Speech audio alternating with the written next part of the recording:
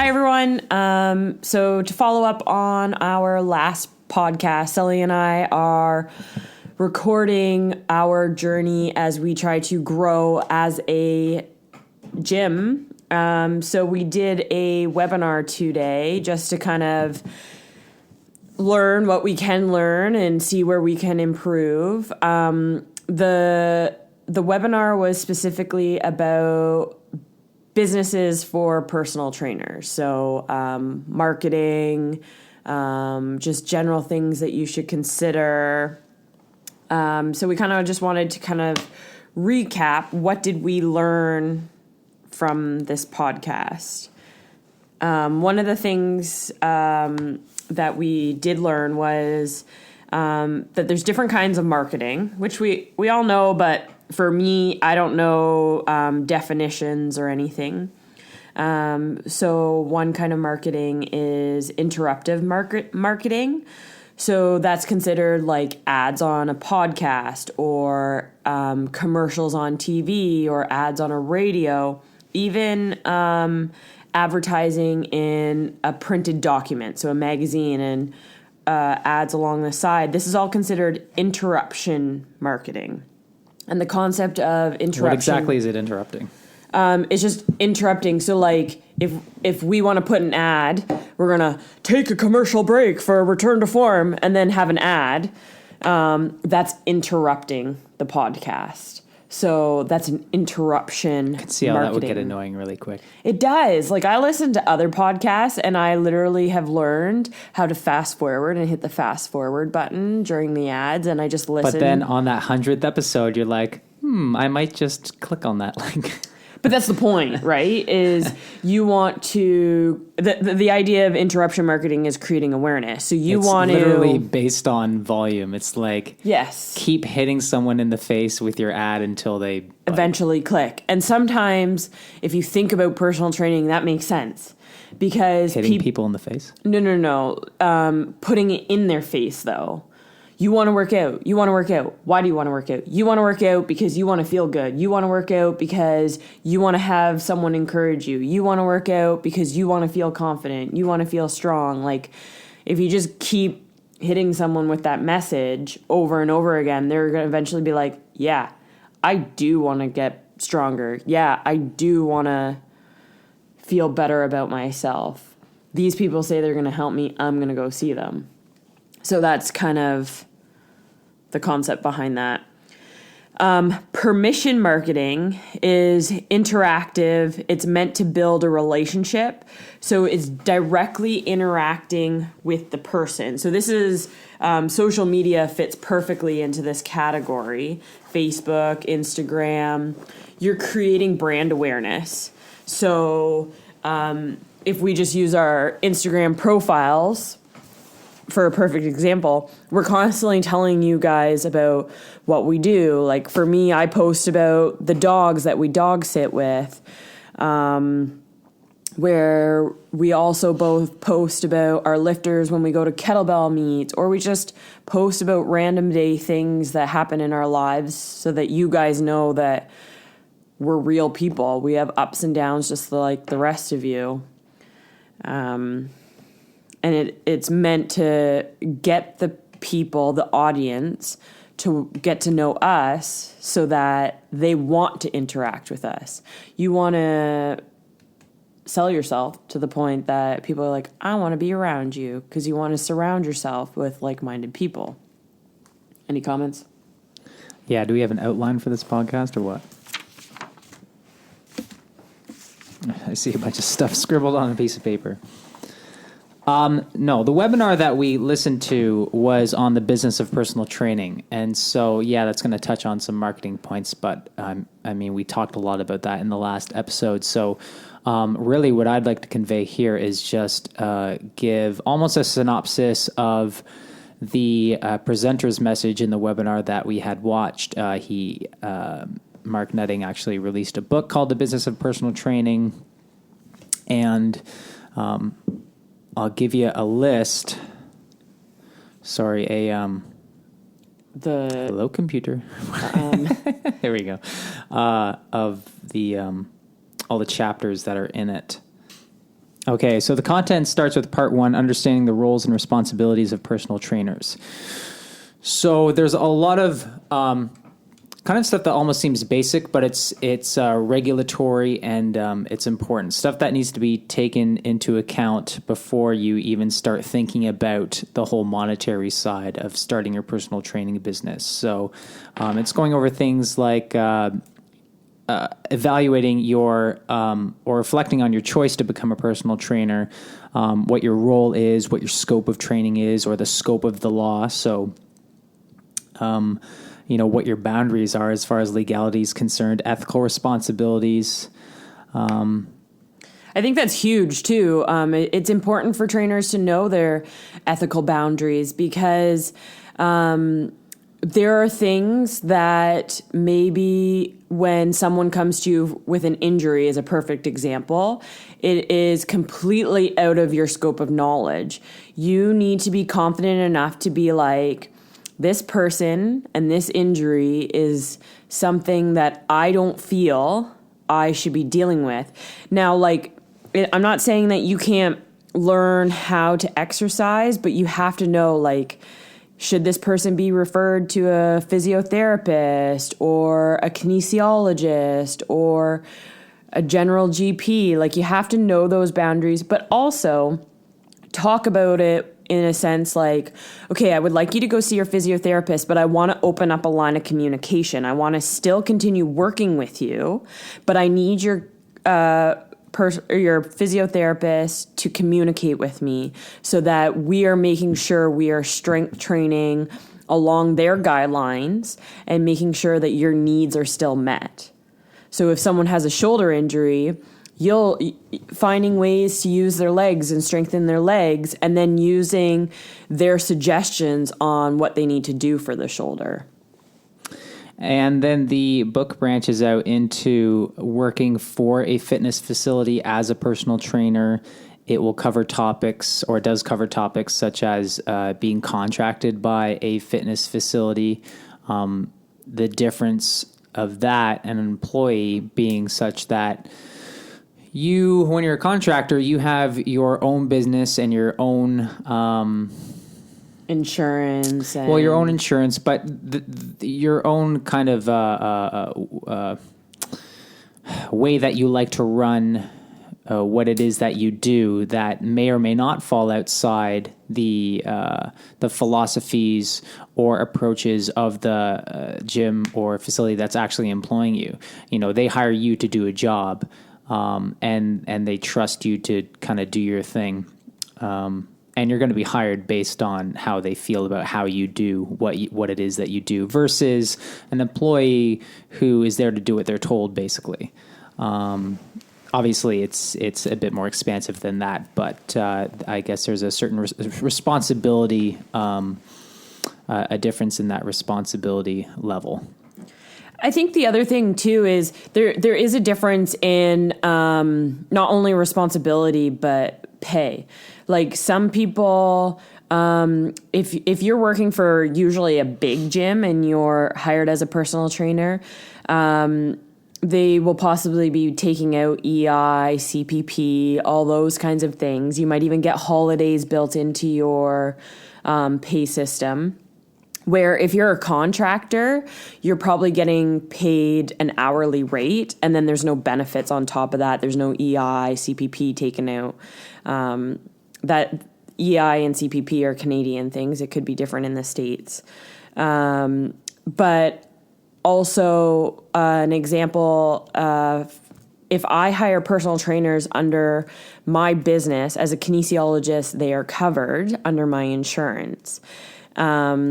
The way I do go about it is those clients are clients of the business. If the trainer wants to bring in outside clients and they dictate the people coming in and that they want them to be their sole their clients, then they need to have their own insurance. So it's a little bit, and then they would rent the space instead of being paid out by me. So we would just approach it differently if that was the way that they wanted to go. But even then, you don't rent the space when you work at the Pilates studio. Yes, I do. Well, now you do. Now I do. But before you were still technically contractor. Yes. Yeah. Even though you weren't renting the space. No. There will on occasion be some unique situations that might even fall contradictory to the existing legalities.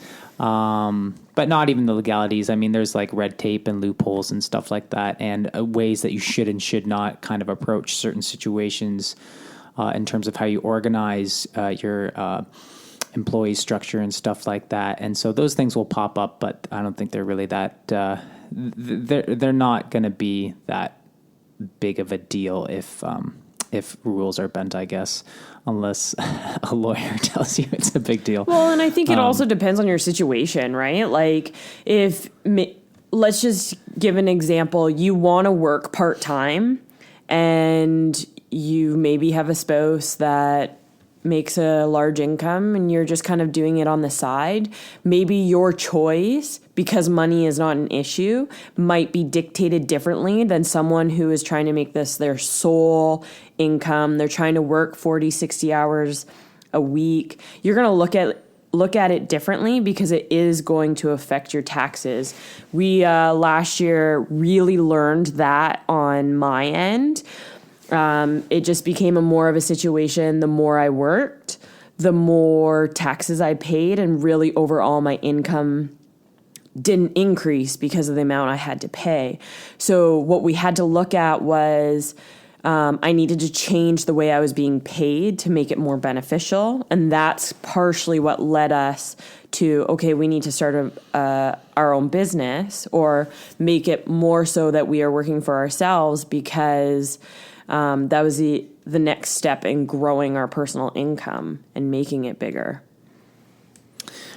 So chapter 3 in the book covers choosing to be a self-employed personal trainer. And so, again, it goes over the differences between independent contractor versus employee and making that decision. But also questions that you should be asking yourself when you jump into this is, are you going to be training your clients at a facility? Or are you going to be training your clients in the home?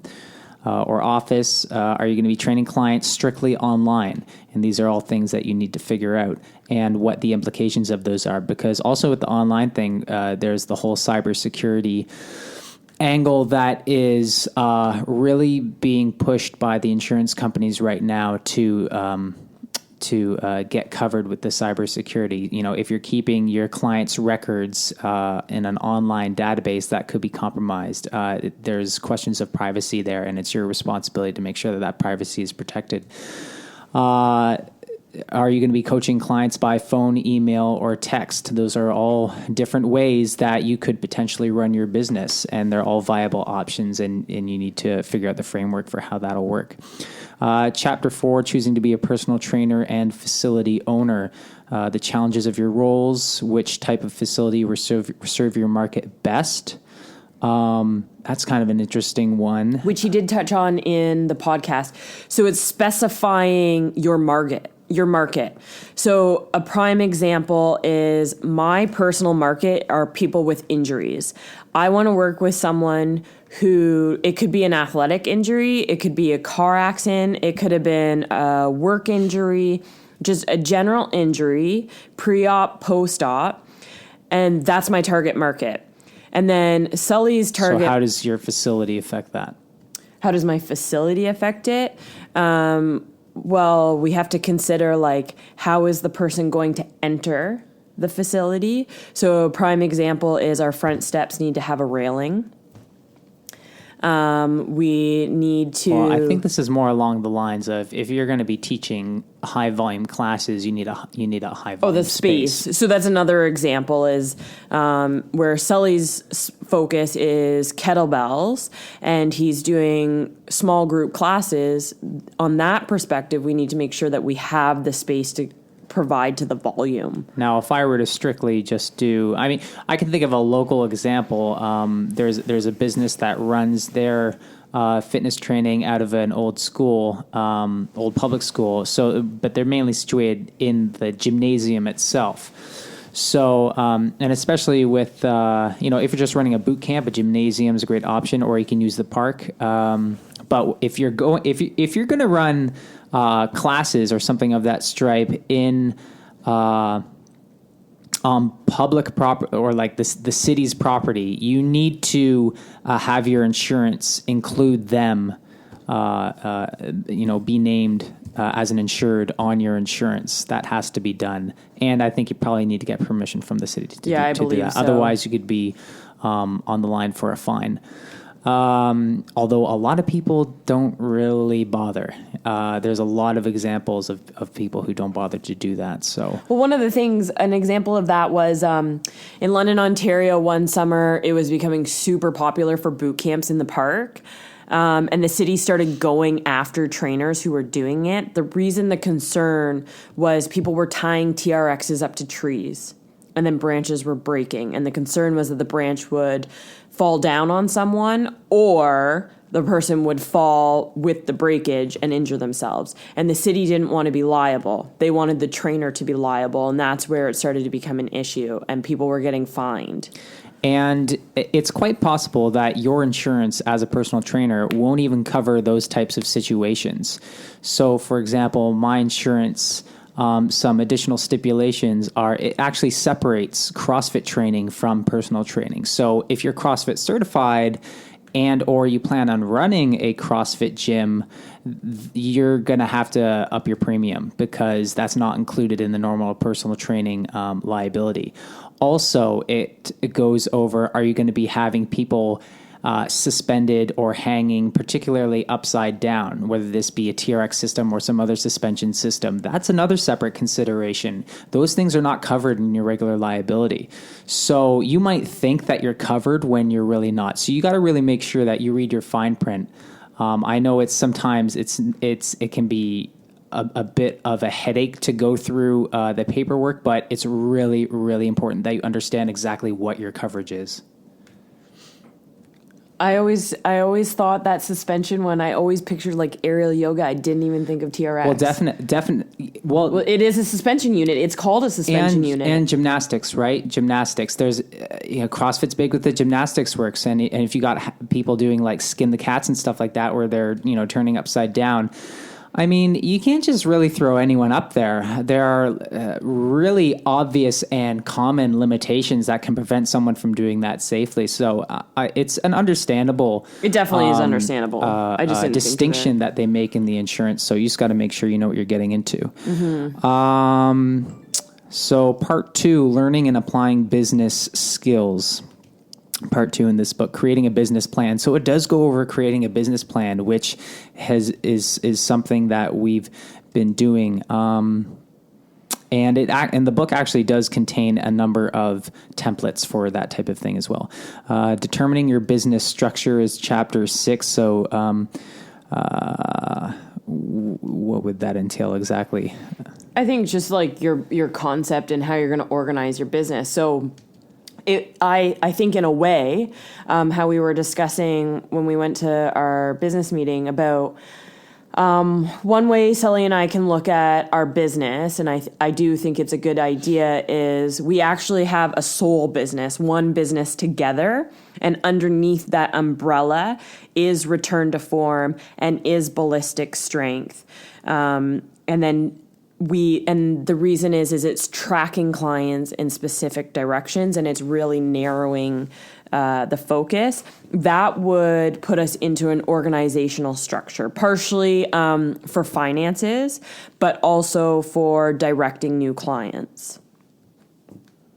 And we're not recommending that you do exactly what we do. We just happen to run our business out of our home, and our businesses coincide in the same industry. And so we run them very partner-like, but they are separate sole proprietorships that have different pay structures and have different client lists for the most part. One way you could, sorry, I didn't mean to interrupt you. One way you could look at it is if we were in a commercial space, it is multiple people going in on the same commercial space, sharing the rent, and working together as a team. So they're individual businesses. So let's just say we had 3 rooms.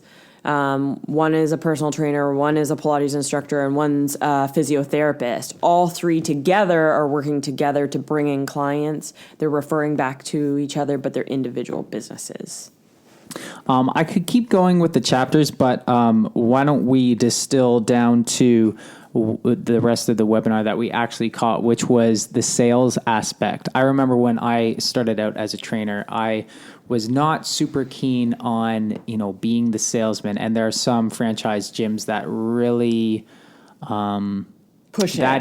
That's kind of their People thing. Get hired on and there commission. are quotas and stuff like that. Yeah, and commission. And that kind of rubbed me the wrong way. I never really saw myself as that kind of guy, and I was always very artistic growing up, and so I didn't really have a business sense or even a capitalist sense, that sort of thing. But the longer I work in this industry, and the more that I accomplish personally and professionally, the more I discover that what I'm selling, quote unquote, is for the most part stuff that people need, and they do want it. And if you believe that you're delivering a good product, there's nothing wrong with selling what you have to give, and doing it, completely enthusiastically and whatnot. So I think it's important to maybe even write down on paper, why is what I do important? How do I help people?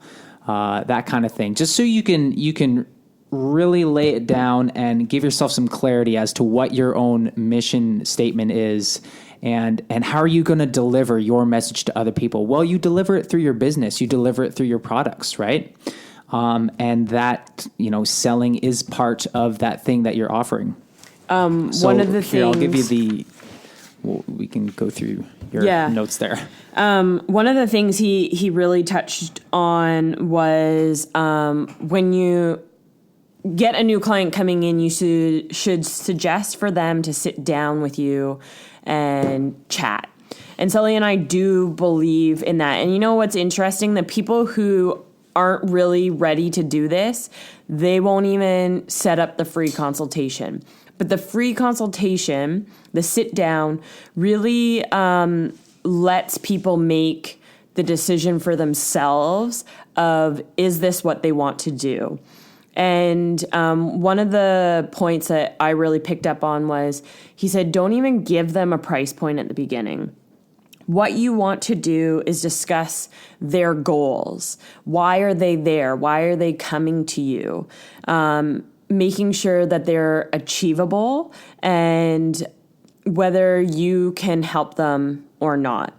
And then really think of it as reducing down the layers of the goals. And sometimes people, they have this picture, and the problem is the picture is too big. So I want to lose 20 pounds. Well, 20 pounds is a lot. That takes a lot of time. You have to think about nutrition. You have to think about training. You have to think about all the little steps that are going to, one, get you in the gym. Two, you have to learn the skills, how to do what you need to do in the gym, do what you need to do for meal prepping. So it's really breaking it down. And the other thing is after you've had that discussion with the client, you want to ask them if they think that they can do it. So again, you still haven't even discussed price. You have had this conversation. You've asked them what their goals are. Even make notes so that they can visually see it. And then you say to them, do you think you can do this? Do you think you can commit to working out 3 times a week for an hour? And they can say yay or nay. And if price comes up at that point, they'd be like, well, I can work out 3 times a week for an hour, but I can't afford it. So what you want to approach the situation is, okay, well, how do we make this achievable for you? If you are more of a support system to the person, so you compromise, why don't we get you in the gym once a week? And on the other 2 days, you are required to do your program on your own. You're responsible. You got to hold yourself accountable. That person, because they're seeing you as a support, they have the communication with you. are going to be a little bit more likely to be like, yeah, I can still do this. I'll do the 2 workouts on my own, and then I'm going to come in and work out with you and follow up with you and make sure I'm hitting all those points. And I think sometimes, and another thing that really struck me was he said, we as trainers are worried that we're going to be rejected by the client due to price. So you might like barter, oh, I'm going to make my sessions cheaper just so this person signs up with me. You have to really value yourself. You have to stick to your price point and make sure that you're not undervaluing your services. You need to, if they choose to maybe not train with you at all, follow up with them because they might change their mind. They might walk away from that meeting and be like, no, I can totally do this on my own. I don't need a trainer, because you had sat there and you had discussed the game plan. But then after a week or two, they might come back and be like, actually, I do need to come see you once a week, even every other week, just to check in, be held responsible, and things like that. Well, and some people get comfortable just kind of not doing anything. And it's not because they necessarily don't want to. It's just that it's easier to do nothing than to say yes or no. So that's where the following up becomes really important. And Rach, if you want to give an example, we don't have to name names here in terms of businesses, but how you took 200 client base into 500. Well, I think the biggest thing is, so one thing I noticed, I used to do class registration for a studio that I used to work for. And when we would first send out the class schedule, one thing I did learn was give a due date. So everyone needs to send their registration in by this date. And I always go through the list. I would make sure who has sent in their registration, and I confirm with every single one because they want confirmation. If you don't confirm, they don't think that they're in the class. So you need to make sure that you confirm. I would confirm with those who did register. And when I get close to the due date has not come yet, I start sending reminder emails to every person who has not sent in their registration. So an example would be, hey, Rachel, your usual classes are Monday and Wednesday at 9:30. Would you still like to be in that class? If these times don't work for you anymore, let's look at something else. Maybe a Friday would work better at 9:30. I give them 2 days to respond. And then if I still haven't heard from them, I follow up again. Hey, I know you're probably busy. It's Christmas holidays right now, but I just wanted to check in because I don't want you to lose your spot. So just let me know if this time works or not, and then we can make any arrangements that we need to. But clients really respect you following up with them because they're so busy with their lives, they're not even thinking about that. Where if you're holding them in, and then you start to learn too. This specific person, Sully, he is always a week into session, then he finally responds to his email and says, oh yeah, I do want my class. So you have to kind of learn which people do you have to chase down a little bit more and which people are pretty good. And the people who, like, after you sent 2 to 3 emails don't respond, they've lost their spot. Like, you also have to prove to people you're not hanging around for them. So because Sully emailed a week late into the session and wanted his spot, sorry, you missed the deadline. We'll have to find a different time slot for you. But we can still make this work. I can slide you into these dates and times. So being accommodating, but also setting your boundaries is super, super important. But it really helps retention. And then because of that communication, those clients refer. I honestly had multiple people come in and say, I was told I need to talk to Rachel. Who's Rachel? she's the one that knows everything. And it wasn't that I knew everything. It was that I had open lines of communication, which that's what people were looking for. What do you think? Do we think we gave them enough? I think we covered quite a bit. Yeah, I think we'll just keep this one short and sweet. Yeah, that's a good idea. If you have any questions about anything that we're learning as we go, or you just want some advice, and we might be able to help you out, don't hesitate to contact us. You can email me at sully@ballisticstrength.ca, or you can go to the website www.ballisticstrength.ca. Info@returntoform.ca, and website is returntoform.ca. Bam. All right, we'll catch you guys next time.